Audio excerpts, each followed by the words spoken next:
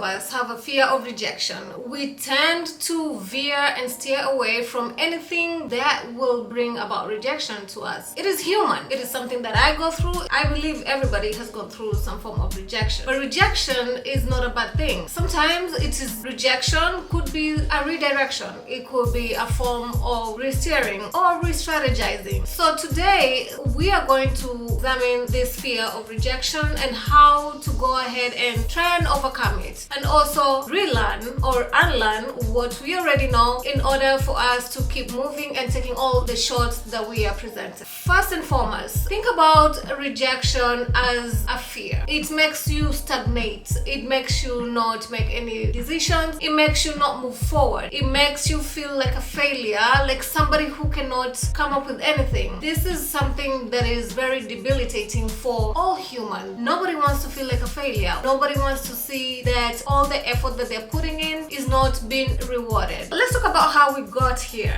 Rejection feels like that. This is because way back when, our ancestors, people who came before us, community was the ultimate thing that we needed to maintain. It was the thing that protected people. So when you were rejected or you were out of the community, it was very challenging to continue surviving when you're on your own. This is something that is very deeply rooted because of the history that we have. However, we do have ways of mitigating the fear of rejection. First one, we have to have a mindset shift where we tell ourselves and we keep remembering that rejection is okay. Being told no is not the end of the world, although that is how we take it, or that is what we tend to hear at that moment. Rejection is an opinion. That is an opinion for the person that you prepositioned. It is an opinion of the person who told you the no. That has nothing to do with you. It does not mean that you're a failure. It does not mean that your world is over. It doesn't mean that you're dead. Although sometimes it might be like that. But no, it does not mean that at all. The other thing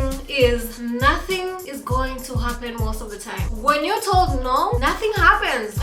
Your life doesn't change. You still pay bills. You still have to go to work the next day. If you're working, you still have to continue with your life as it is presented to you every single day. The rejection, most of the time, does not change your day-to-day living. It might change the longer trajectory of your life, but the immediate, it might not. The other thing you have to realize that rejection is a human phenomenon. I reject people. Sometimes when somebody prepositions me and it's something that I am not interested in, I just stay away from it. I will say no, but it is not that I mean that whatever thing is not good for is not good at all. It's just not good for me. Personally, I can spend a lot of money for experiences, travel, doing something with my son, doing something with a friend. I can spend more money on that. And I do drive a car that's pretty old right now.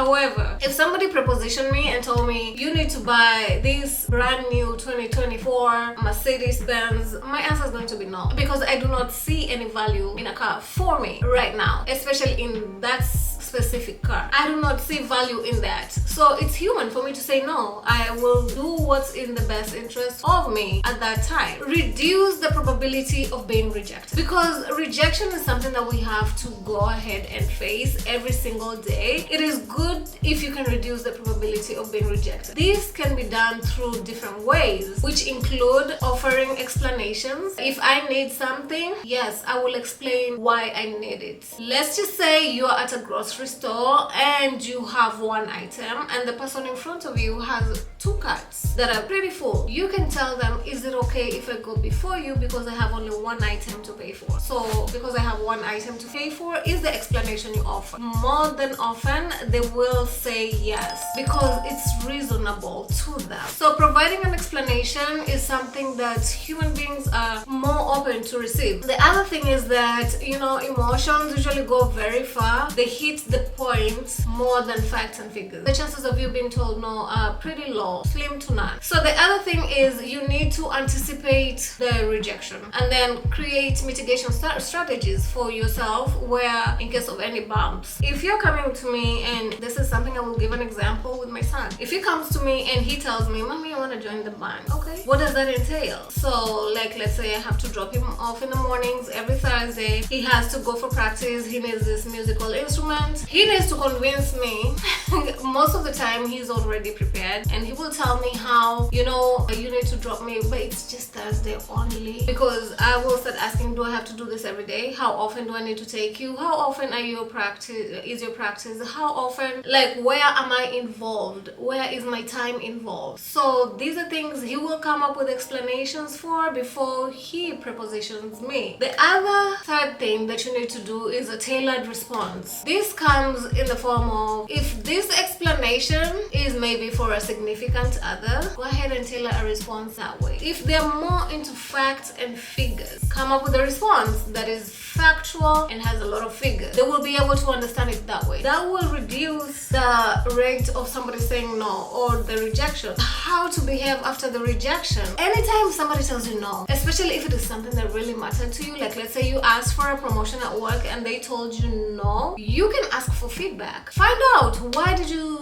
go for the other person? Why not me? And then they will tell you, maybe you need more experience, or maybe you need to build your skill in this other thing. Make sure you get that feedback. That way you're able to prepare yourself for the next round. The other thing is build your confidence muscle. Remember, I said confidence muscle, because you need to get rejected often and faster. There's a book by Steve Bartlett where he says for anybody to be successful, you need to be rejected quite often and quite fast. That is, keep failing and keep failing and failing. That will make you better at whatever you're doing. I said it's a confidence muscle. You never get good at anything that you do not practice. So for this muscle, you have to exercise it. The same way you lose your muscle mass if you decide you're not going to the gym anymore, this is the same thing that will be happening. You need to remember that. You need to remember that you have to keep exercising that muscle. And the only way to exercise that confidence muscle is through rejection. Learn to fail better. So with this one, it is human